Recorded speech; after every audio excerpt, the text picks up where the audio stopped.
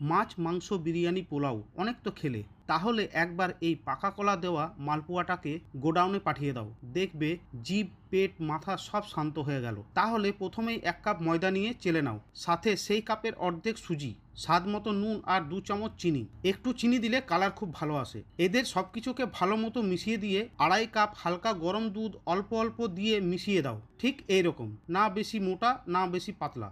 1 cup ময়দার জন্য এই সাইজের কলাই যথেষ্ট। কিছুটা কিশমিশ মিলিয়ে নিলেই হবে। এটাই তোমরা কাজু, পেস্তা, শুকনো নারকেলও দিতে পারো। পাক্কা 30 মিনিট এদের একা ছেড়ে দাও। ততক্ষণ আমরা না হয় চিনির রস বানিয়ে ফেলি। আমি এখানে 1 কাপ চিনি নিয়েছি, সাথে 2 কাপ জল।